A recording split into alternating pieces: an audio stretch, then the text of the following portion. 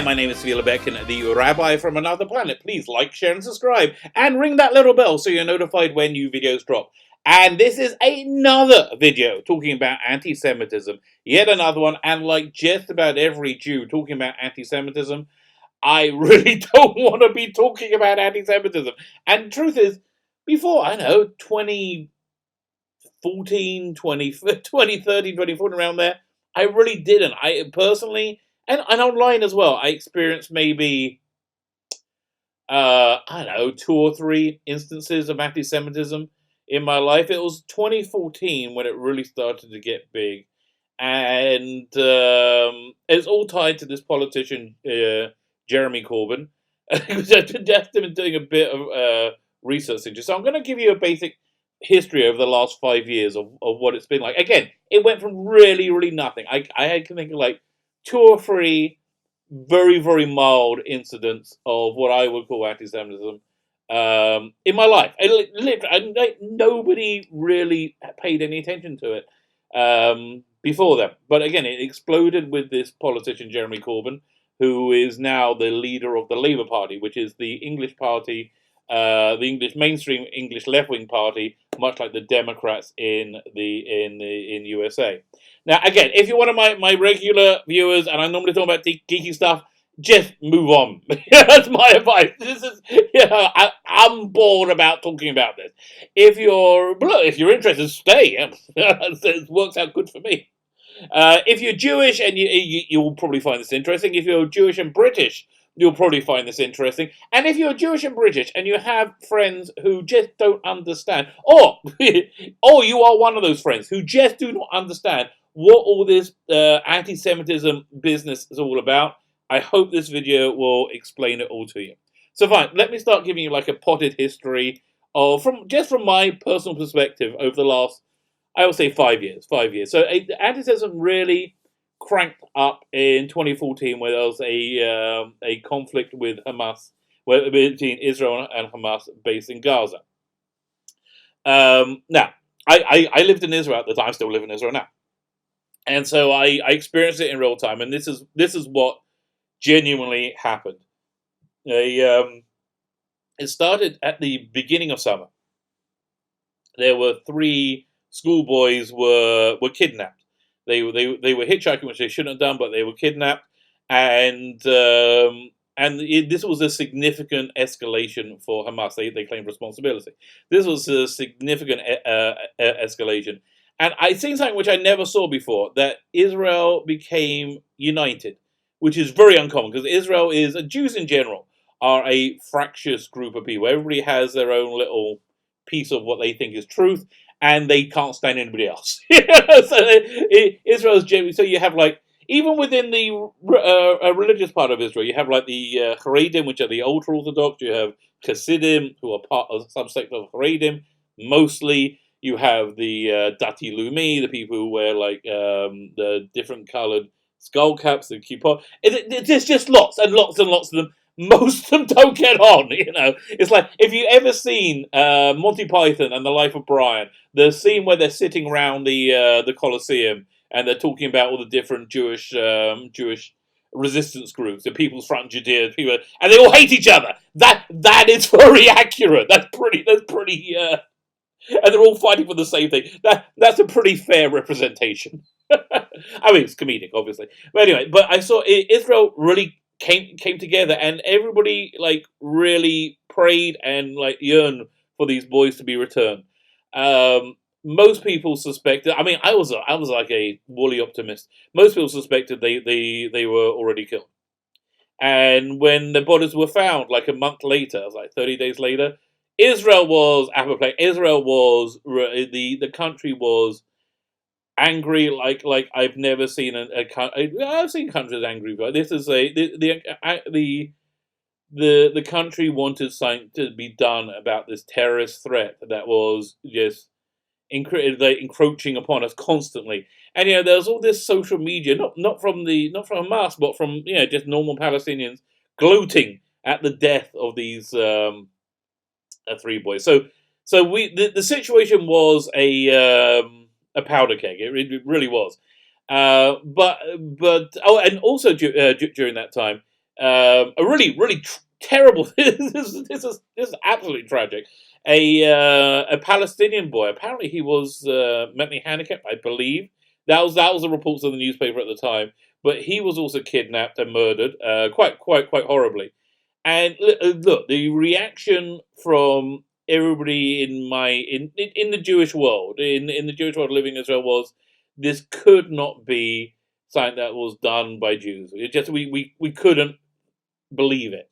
Me too. I thought it was done by Palestinians to make Jews look bad. I really believe that, and it turned out it was Jews, and it was horrific. And this is something that's really important. The reaction to it is Israeli society was I wouldn't say devastated, but was shocked to the core. Yeah, I think devastated. We were so unbelievably, we were so ashamed. We had so much shame that we did this. That somebody waving our flag did this. Whereas on the other side, the Palestinian flag side, they were ecstatic and elated that they murdered 3 boys. But I don't want to get into a comparison, but I'm just telling you what happened. Right. So situations were as a powder keg. And Netanyahu, who was always portrayed as this warmonger, and I think unfairly, but he's always portrayed as it. His statement was like, "Calm will be met by calm." Let's all calm down, because he didn't want to go. Because look, to really deal with Hamas, you need to. It's gonna take a ground invasion, and it's gonna cost a lot of casualties, and it will be a long and bloody campaign, and given what happened during this mainly aerial campaign in Gaza, or anything happened, I don't think the world has stomach for it. I don't think and that was without seeing any Israeli casualties. But there's a fear that the country just doesn't have stomach for it. I think eventually it's going to happen, because we're just caught in the cycle. And incidentally, the reason we're caught in the cycle is because of people like Jeremy Corbyn, who insisted in 2005 that we ethnically cleanse Gaza of all Jews. And there was how many? Tens of thousands of Jews were essentially forcibly removed from their homes. Thousands of divorces. Like it was awful. And we did it because we were told it would bring peace. It didn't. It brought Hamas. It brought war. So yeah, we're dealing with the situation because of what I thought at the time were well-meaning do-gooders who are clueless. Who they're the type of people that really make you retch the most. Except the subject of this video is the first type of person who really makes me vomit, which we're going to get to after we do this history, because this is going. I had this long, lengthy, going on for I think months, discussion with this guy who is an anti-Semite. And he doesn't want to be an anti-Semite, doesn't know he's and he can't stand that he's anti-Semite. But what he can't stand more than anything else is me telling him he's an anti-Semite. What he's doing is anti-Semitic. Yeah, and the trouble is, being anti-Semitic isn't something that's subjective; it's something that's objective. And so I point to objective, but we're going to get to that. That's what sparked this video. Really this real layered interior exploration of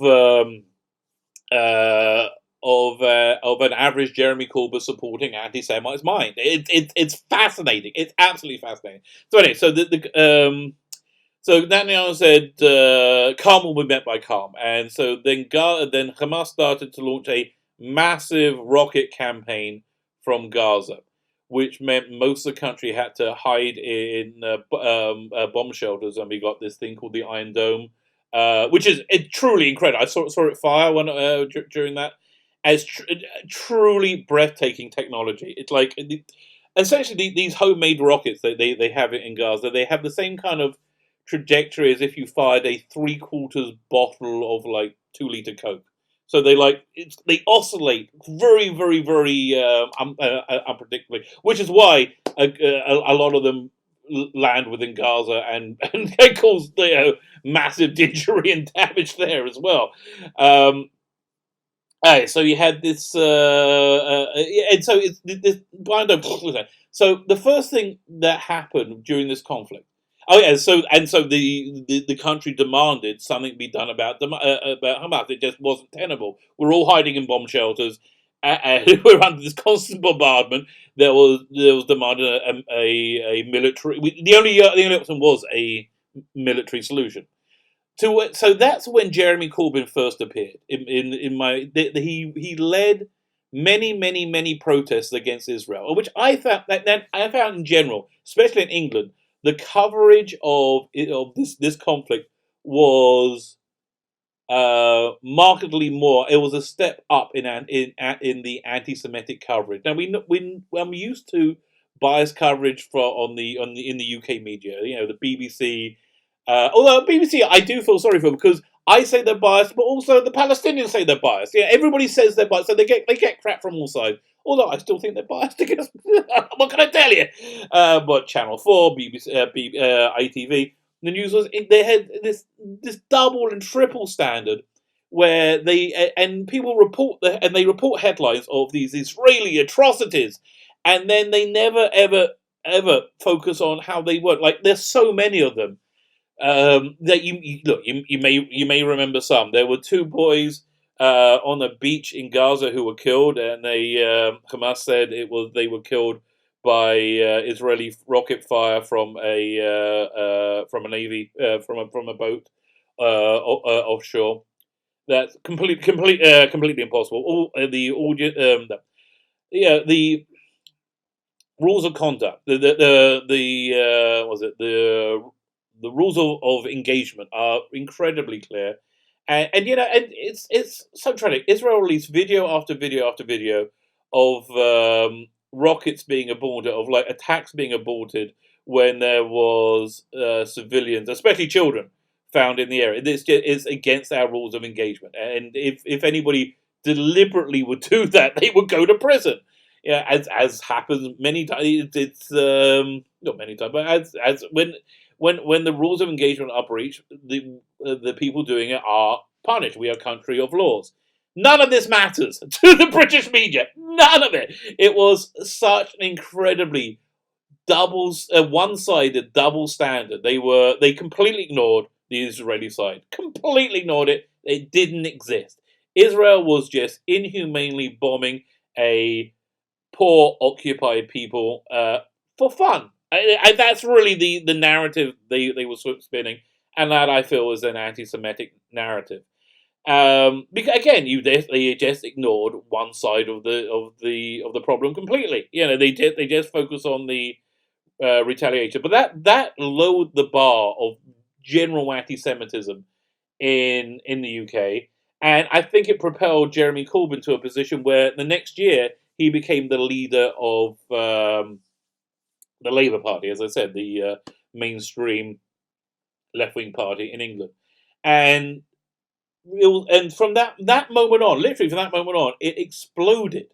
Anti-Semitism just exploded, and it went so unbelievably quick. It was breathtaking how quickly it went from anti-Zionism to sheer on Jew hatred. And there's so little line between it. So a couple of things. It's going back to the Gaza conflict. There was the part of the narrative was the casualties on the Palestinian side were much higher than on the Israeli side. But again, and they took that and then the UK media took that as evidence of how we are brutally attacking a defenseless people. No, what happening was we use our military to defend our citizens. We put our infrastructure to defending our citizens. We build bomb shelters so you can't kill us. Just parenthetically, never again means just that. We're not going to let you murder us again. And I don't care which you were talking about. If you're not Jewish and you're trying to murder me because I'm a Jew, we're not going to go down easy. That's just the way it is now. Now, we would much rather that be completely non-violent. If you just stop trying to kill us, there'll be no violence. There's no need for anybody to get killed. But if we have to use force to defend her, and you do get killed because you're trying to murder us, that's the way it's going to be. And it doesn't matter if it's disproportionate. Never again means never again. We're not going to let you murder us anymore. I'm sorry, you had it for a couple of thousand years. You're very used to it. I understand that, and you can't really get your head around it. But it's just the way it's going to be. We're not going to let you murder us anymore. But okay, so also parenthetically, here's something I would say: if we're counting dead Jews, I think we're still in the plus column. Quite frankly, I think we're doing okay. Well, not okay, but I think you killed more of us than we've killed of you. So yeah, I think we're in the plus. But let's not get into that. So fine. So they got this guy called Jeremy Corbyn. He came in, anti-Semitism exploded, and then something really, really, really sad happened. That the Jews, well, firstly, the Jews spent a good 2 years, Jewish community in England spent a good 2 years trying to build bridges with Jeremy Corbyn and his office, which I saw in real time. You know, it was a good, and and he was just not interested in talking about, not interested in any kind of education about what anti-Semitism is. Which is what I'll get into. This is going to be a long video. I'm just wondering, but they're just not interested. So this is a good point to talk about what anti-Semitism is and what it's been throughout history. So generally speaking, anti-Semitism normally takes a form that you have a few people who generally just hate Jews. They can't stand Jews, and they just want to wipe us out. And honestly, I have no idea what they don't like about us, but they really, really don't like it. And then they say that we do terrible things. In the Middle Ages or a little bit later, they said that we use Christian baby blood in our religious practice around the holiday of Passover. And that story was believed, and Jews were murdered, and homes were burned, and they were run out of town. This was our normal existence for many hundred. Like Jews were expelled from England a couple of times over the ages. But generally speaking, England's been a pretty good home to the Jews. Yeah, which is why this Jeremy Corbyn is such an incredible sore, embarrassment for the British people. He's just such an embarrassment for him. So something really sad happened. It got worse. It kept getting worse and worse and worse, and virtually everybody in the Jewish community had experienced this massive upswing in anti-Semitism coming from the left wings of society. That's the other thing they don't understand. There is right-wing anti-Semitism and left-wing anti-Semitism. Just as there's right-wing people and left-wing people, there's as many types of anti-Semitism as there is types of people. And Jeremy Corbyn has always opposed right-wing anti-Semitism. So they kept pointing out, look how he opposed the skinheads and the fascists. And yes, but there's also left-wing anti-Semitism, which he is the face of it. So, fine. So anti-Semitism it basically takes it on. There's some kind of narrative that Jews are evil, making people hate Jews, and so. The second part of anti-Semitism that is very important to understand is anti-Semitism always attacks the most visible form of Jewish identity in the world at the time. So it moved from like the religion to Jewish people. Before World War II, the show Holocaust, it was more like attacking religion, how their Jewish religion as well. Then it moves on to Jewish people. Jewish people were a genetic infection that they need to. But now it mutated once again, and Israel is the most identifiable piece of Jewish identity. So it attacks Israel. It attacks Israel almost entirely unjustifiably, and people, just like they did in the past, believe it wholeheartedly without question. And that's where I think the anti-Semitism comes in. So. So I've been having this long-winded back and forth with this guy on Facebook, which oh God, it was just agonizing. Because okay, this guy, it's really important for him that he sees himself as a good person, as a person of peace, and he sees Jeremy Corbyn as this man of peace, which is just doesn't match up to the facts of the matter. It's. Sadly, it just does. And I would keep explaining. And so he wanted to know why Jews thought Jeremy Corbyn was anti-Semitic. So I kept giving reason after reason, and he kept ignoring them over and over, and just moved to something else. It was like one time I pointed out to him that Jeremy Corbyn has promised British taxpayers money, which I said in all these videos, to a program of racial violence against Jews. which he has. The Palestine, not Hamas. Hamas are like the bad guys in this. The ones that we're working with, that Israel works with, is called the Palestinian Authority, and they have the policy called the Martyrs Fund, where if anybody attacks or murders a Jew and they go to prison because of it, they are then given a salary. They get paid for it, and they get paid pretty well. I think last year they gave. Was it last year before? It was like $303 million to people for killing Jews. Yeah, that seems pretty anti-Semitic to me. I don't think I'm being unreasonable at this point and saying that seems pretty anti-Semitic. Okay, so and this guy was like, no, can't be, doesn't happen. You're making it up. And eventually I just posted a link to like the Palestinian Martyrs Fund, which is, there's no discussion of what it is. That's what it is. Oh, but beforehand he seemed like a reasonable guy.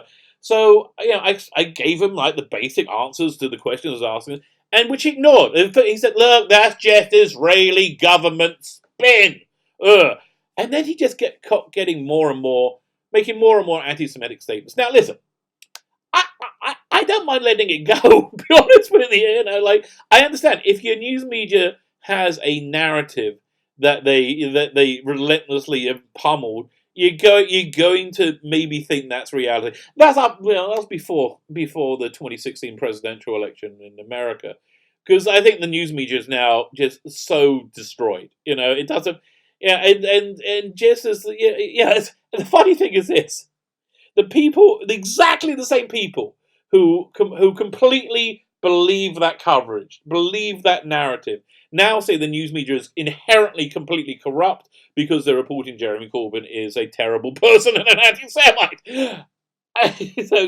So either they got it wrong the first time and right the second, or right the first time wrong, or they're all wrong. I don't know. I have my opinion, which I think they are right and also I will say this about the news media: they are cynically using anti-Semitism as a stick to beat Jeremy Corbyn with.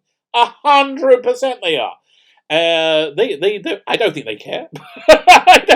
But it doesn't mean the charges aren't true. They seem to think that makes the charges not true. No, the charges are also true. He is an anti-Semite. So we kept going. His replies just got. It just showed his complete and utter belief in this Hamas narrative. And every time I say, well, that's an anti-Semitic position, he was like, no, don't say I'm anti-Semitic. It's just so important that a minority doesn't call him a bigot, even though he's saying bigoted things. Yeah, and eventually I told this guy, listen, you may, okay. Well, no, then he got into this other fantasy. I said there's a two-step process, a very reasonable two-step process one has to do to avoid being anti-Semitic. It's really, especially on social media. One, you look at the source of the accusation. If the person making the accusation openly hates Jews and wants them all to be killed, I'm not saying that makes the accusation invalid. I'm saying that adds a level of disrepute to the accusation. That means you can question it, even though they never question it. And then the second part is to avoid it is, look at the accusation. Is there an alternative narrative? Is there another side to the story? And have you looked at it? Both those things. And then, because my position is, I believe the demonization of Israel is being done cynically and purposely by at least by Hamas, the Palestinian leadership in general, first because they hate Jews. And they openly hate Jews. That's not my paranoia. That's them saying, we hate Jews! We hate you! Okay, I guess I believe you. The only people who don't believe they hate me and want to murder me are these, hand-wringing liberals. Or people who are also anti-Semites. So, they pretend that they don't mean it either. Or they just ignore it, because I don't think they think murdering Jews is a problem. So, what did I get up to? This just went on and on and on, and so this guy then went into this fantasy that he said, "No, I scrupulously examine everything." No, you don't. I know that's what you saying something doesn't make it real. Now we've been talking for months, literally months at this point. I haven't seen at any time, him consider the other side of the equation, the other side of the story. Consider any. I haven't seen him address any of the points I brought up. Haven't seen him consider any of the other side of the story. I've just seen him mirror the views of people who are vile anti-Semites who want to murder Jews, and that's just, that's not an opinion.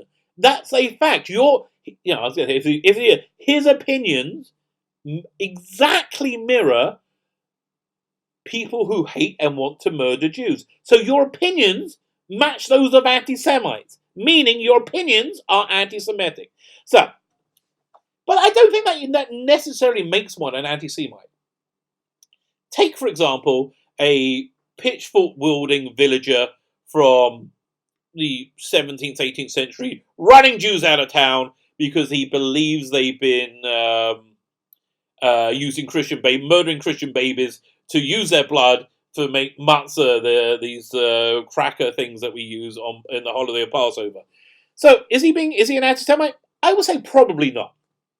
I would say he's somebody who believes those accusations. So that in itself doesn't make him anti-Semitic.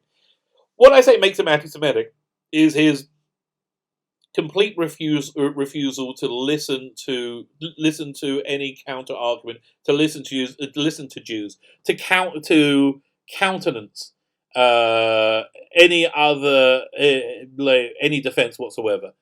And the only difference between now and the people back then and people now is people now know that mostly Jews don't use Christian baby blood, whereas they do. They believe they do do these atrocities to the Palestinians completely unjustifiably. And here's an interesting thing: they will never engage you on specifics. Never. Whenever you bring up a specific detail, they won't gloss over it. They'll just ignore it, like, completely. So finally, I got myself out of this endless thing I finally worked out what this guy really wants. What this guy is the most important thing to him is that I tell him he's not being anti-Semitic. He just wants me to tell him that, and I'm not going to do it because you're being anti-Semitic. So again, it's not a matter of opinion. I'm just saying the words you're saying are anti-Semitic. So again, he'd ignored everything I said over and over again, and this was the post I think that broke him. So yeah, I'm just going to read it. I'll skim over when it gets boring. That you continually ignore all my points. That you continually ignore all the points I make doesn't mean I'm not making them. I mean, yeah. I'm going to start again. I'm very bad at reading, doing cold readings. That you continually ignore the points I make doesn't mean I'm not making them. It means, I assume, that you have no answer for them. But here are a few, and there's just a very few points I've made in our discussions, all of which you've ignored. And I'm going to lay them out for you now, and I think all of them are pretty reasonable. One, I come up with 7. I'm going to go through them as quickly as possible. One, can you please show me one time, just one time, that Jeremy Corbyn, because this is the question: is why do Jews in Britain believe Jeremy Corbyn's anti-Semitic? So, one, can you please show me one time, just one time, Jeremy Corbyn has explicitly condemned Hamas and their use of racial violence? Just one time. Can you do it throughout all the thousands of rockets and stabbings and car attacks? Just one time that he has expressed concern about the loss of human life that happens to be Jewish. One time at all. And the answer is none. So I go through a few of these things, and then he knows he has no answer, right? And he says, the lack of something isn't evidence of it. No, I'm sorry. The lack of him treating Jews the same way he treats other people indicates he treats Jews differently. I mean, doesn't indicate. It says it explicitly. If you treat Jews differently from other people, you are thereby treating Jews differently from other people. And that seems pretty reasonable to me. So that was the first one. Second point was, can you name me one time that Jeremy Corbyn hasn't rushed to parrot a Hamas-driven narrative of Hamas-driven accusation of atrocity, ignoring their open, unquestioned, and extremely violent anti-Semitic bias. But one time. And again, you're going to be hard to find it because he has it. Why? Because he treats Jews differently. Why does he treat Jews differently? Because he's a bigot. That's why. Can you show me one time he's ever withdrawn any of these condemnations that he's made when it's been explicitly shown to be false? Again, the boys who were murdered on the beach in the Gaza conflict. They called a rabid Jew-hating mob, thousands strong Jew-hating mob. I think in 2018, peaceful protesters, a rabid Jew-hating mob, thousands strong, that were armed and had distributed maps on how to get to the nearest Jews. They called them peaceful protesters. Has he ever retracted that? No.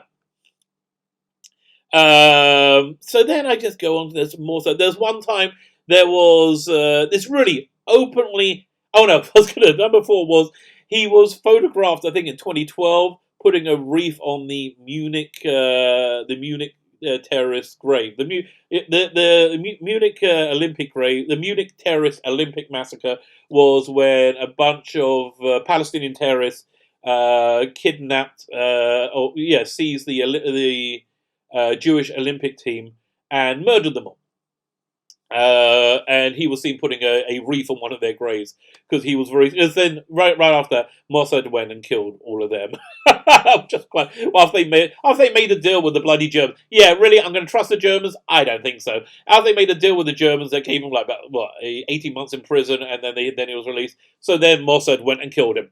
Great, and you know what? I'm glad that they did, and they actually killed everybody connected with that whole operation. And you know what happened? We had less violent anti-Semitic things happening abroad for a while because they were scared, and that's why they did it. So yeah, I'm happy that they did it. Again, never again means never again. We're never gonna let you murder us again, and we're not gonna let you do it easily. I'm sorry you don't like it, but that's just the way it is. Then there's other incident. This was number 5. This is something that caused a seismic shift.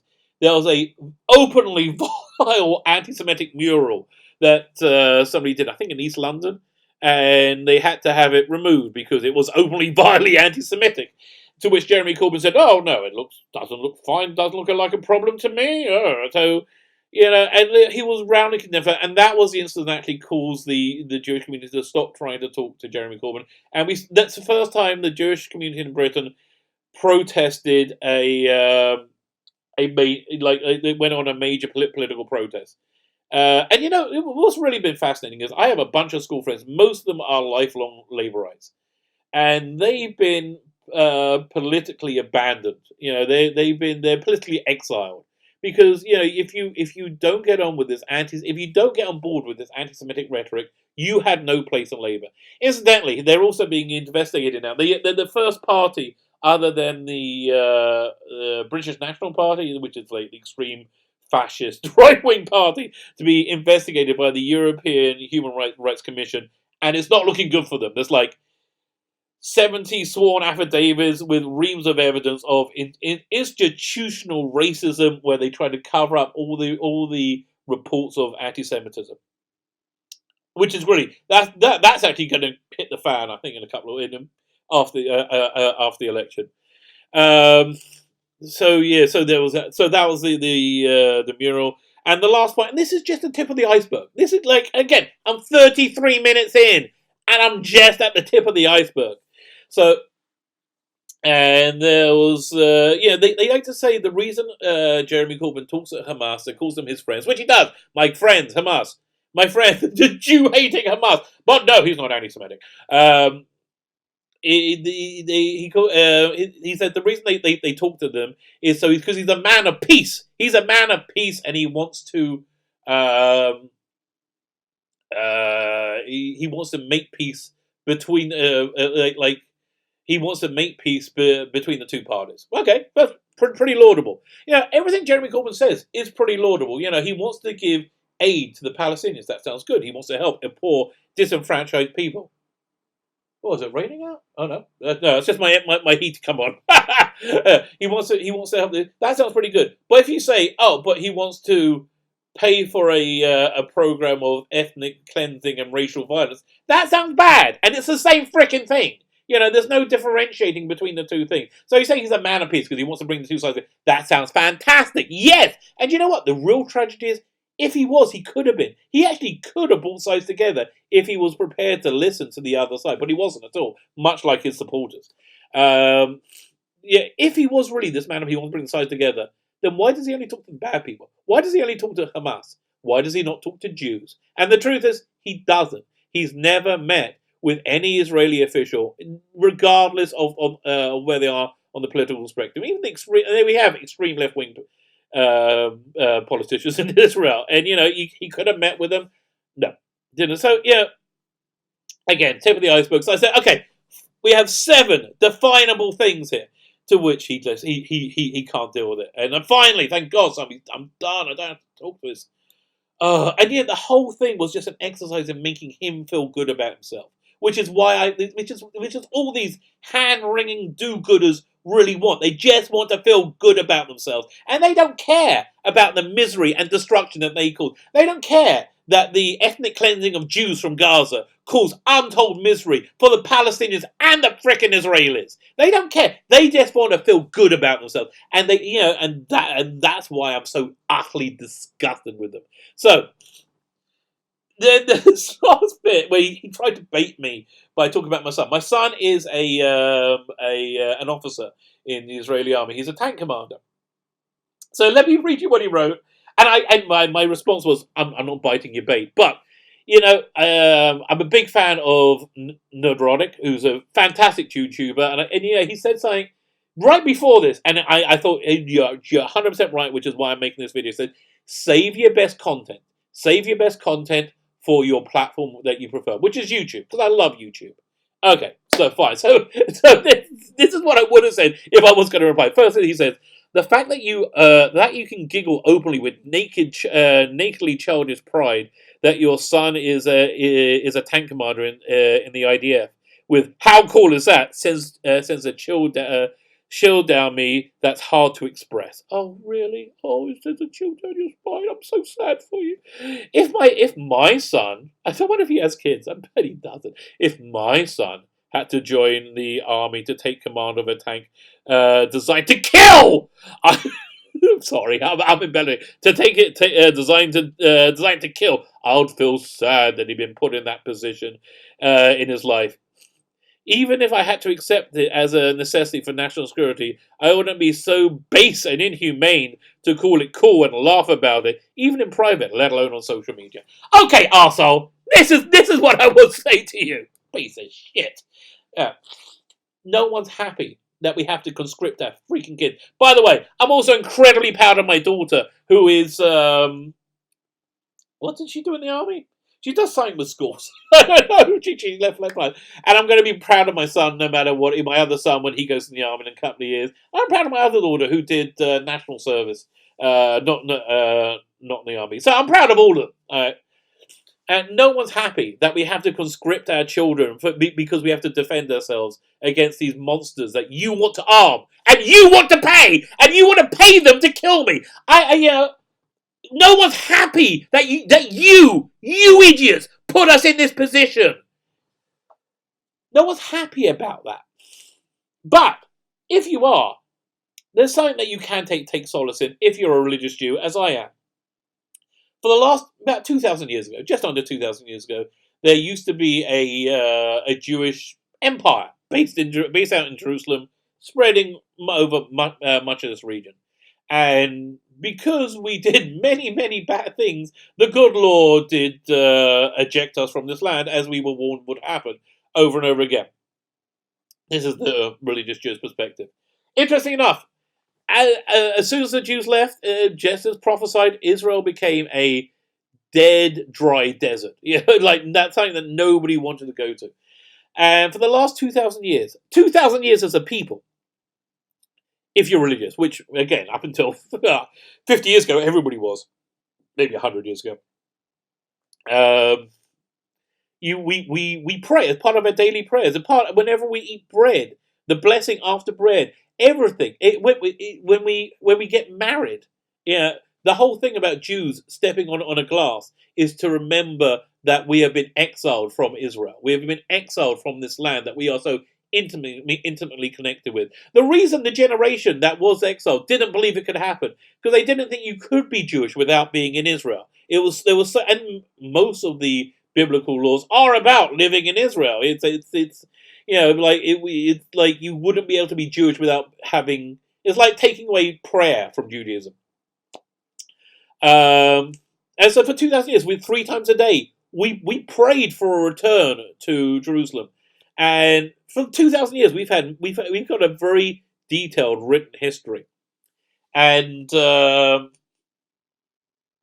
just about any of these sages throughout the time would have torn their arm off to be a Jew living in Israel, but not just even a Jew living in Israel cleaning the streets or doing something lowly, but a Jew living in Israel in an army that could defend Jews for the first time from you, vile racists, because you make us have to, would be a source of incredible pride. But even more than that, the IDF is is such an incredible organization. It's such an incredible humanitarian organization, and that's an objective truth, which these hand-wringing liberals that make me sick can't bear, and they deny it, and they fight with it on every freaking level.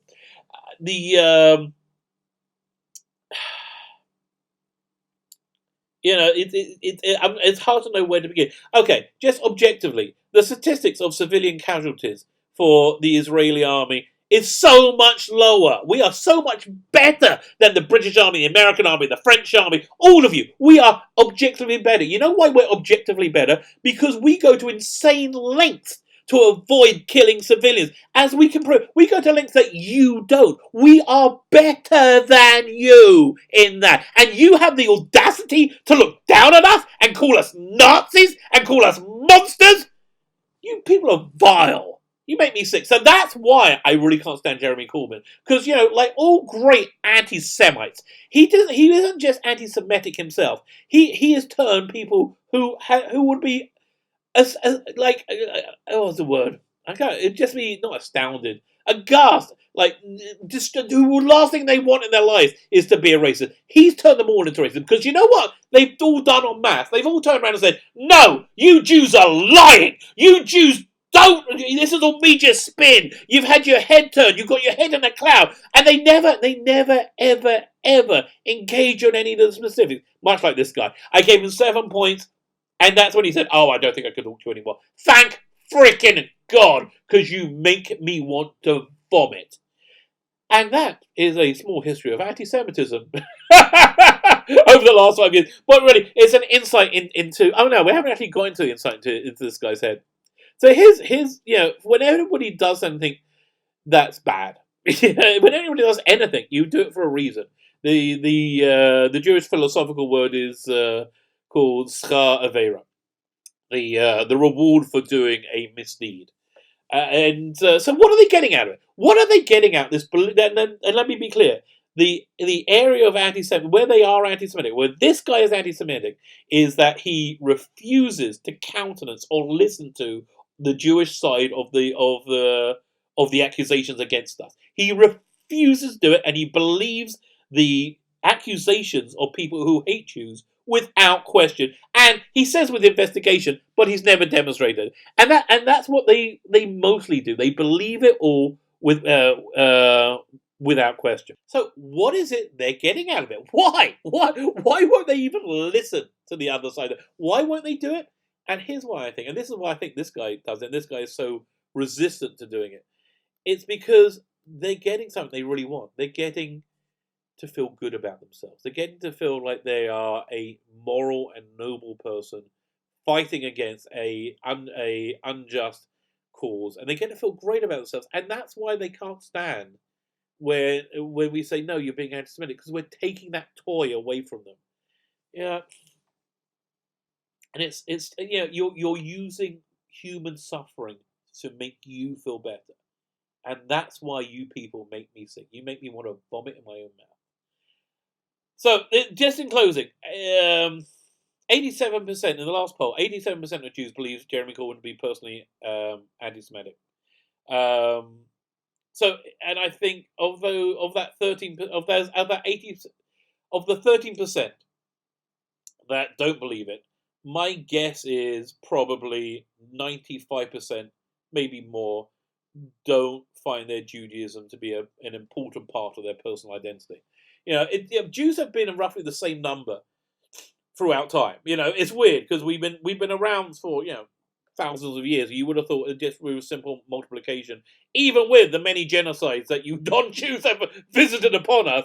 We would change the population, which actually incidentally is a biblical prophecy. We will be like smaller number, but we will remain, and that's because there's constantly I would say about 10 to 15% fringe who end up leaving, stop being Jewish. Now, what it is to be Jewish is it's not a religion. You're part of a people. So it's not. Most Jews aren't practicing. A lot of Jews are atheists for that matter. But I'm not sure what the majority is. But most Jews aren't practicing. Most Jews have look at our collective history as a heritage. There's always been a fringe of that, like about 15-20%, who float away from that. They marry people who aren't Jewish, and their kids marry people that aren't Jewish. Until after 2 or 3 generations, they're not part of the Jewish people. 95, probably 99%, that 13% falls into that category, in my opinion.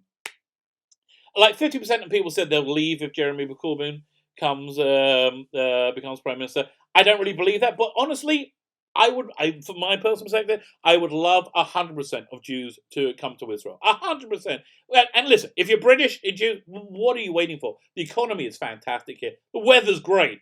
Listen, and it's not like there's sun 12 months a year. We have seasons. We have rain in the winter, but the weather's fantastic. The lifestyle is better, and you can get pretty much everything here from England. Okay, here's what you can't get, which really hurts this time of year. I can't get a good mince pudding.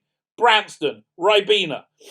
Christmas pudding, my wife makes me occasionally. I can't, but everything else. Look, I get Doctor Who. What after what?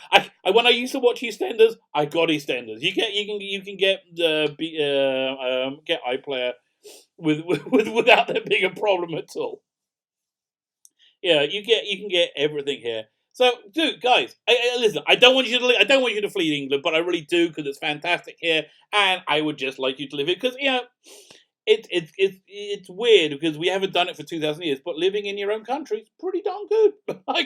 And this country is one I'm pretty proud of, where we are libeled and slandered as being Nazis, being oppressors, and it's all lies. None of it's true.